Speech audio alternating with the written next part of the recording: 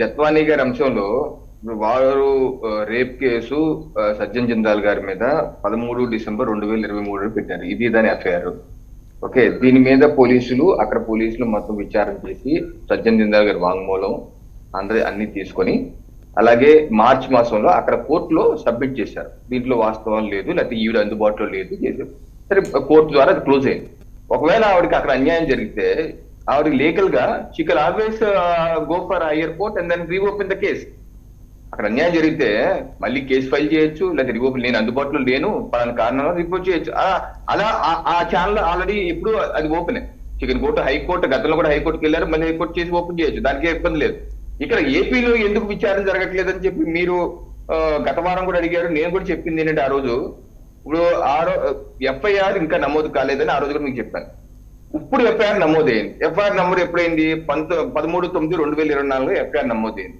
ఇది Ibrahimpatnam police station లో ఎవరి మీద నమోదైంది? కుక్కల విద్యాసాగర్ అండ్ అదర్స్ మీద నమోదైంది. కానీ ఈ ఎఫ్ఐఆర్ స్టేట్మెంట్ మొత్తం ఈ స్టేట్మెంట్ అన్ని ఒక 10 పేజీలు ఉంది ఆవిడ ఇచ్చిన స్టేట్మెంట్. దానిలో ఎక్కడ ఆవిడ నాకు సజ్జన్ జిందాల్ గారు లేకపోతే పలానా వ్యక్తి అన్యాయం చేసి అక్కడ పోలీసులు అన్యాయం చేశారు, లేకపోతే వాళ్ళు అన్యాయం చేశారు, వాళ్ళని విచారించాలి, వాళ్ళని అనుమానిస్తాను ఎక్కడ లేదు ఇక్కడ ఈ స్టేట్మెంట్. నేను అదేంటంటే ఈ రోజు ఆవిడ ఎఫ్ఐఆర్ ఆధారంగా కొంతమంది ఎఫ్ఐఆర్ ఆధారం కాదు, సవితా రాయ్ గారి విచారణ ఆధారంగా 3 ఐపీఎస్ అధికారులు సస్పెండ్ అయ్యారు.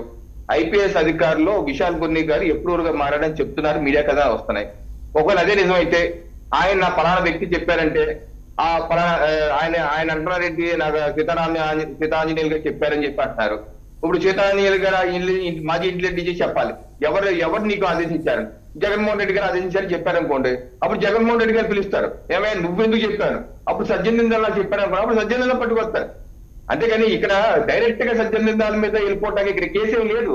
ఆవిడేమి కేసు సజ్జన్ జిందాల్ మీద పెట్టలేదు, కేసు పెట్టి కుక్కల విద్యాసాగర్ మీద. సో లీగల్ గా రవికిరణ్ గారు ఐ రియల్లీ అప్రిషియేట్ అండి ది వే కన్వీనియంట్ గా మీరు దాన్ని అందులో ఆమె మెన్షన్ చేయలేదు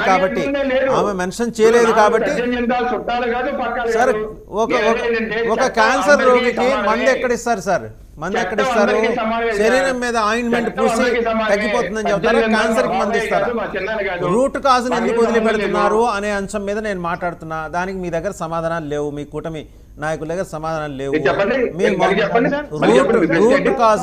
రూట్ కాజ్ ని ఎందుకు వదిలిపెడుతున్నారు అనే అంశం మీద నేను మాట్లాడుతున్నాను. ఆ రూట్ కాజ్ ఏంటి అది విచారణలో తేలాలి, చట్టం ప్రకారం చేసుకుపోవాలి. రూట్ కాజ్ ఏంటో అని ఆవిడ చెప్పిందే రూట్ కాజా ఇంకేమైనా ఉందా అది కూడా తెలంగాణ విచారణ చేయాలి కదా. ఈ రోజు జానీ మాస్టర్ మీద ఎఫ్ఐఆర్ నమోదైంది, వెంటనే చొక్కాపట్టుకు వచ్చేసారు పోలీసులు జానీ మాస్టర్ ని విచారిస్తున్నారు కదా, రూట్ కాజ్ ఏం చూస్తున్నారు కదా. ఏం జరిగింది? 5 ఏళ్ల పాటు జరిగింది అంటున్నారు, 5 ఏళ్ల పాటు రేపు అంటున్నారు. బాంబేలో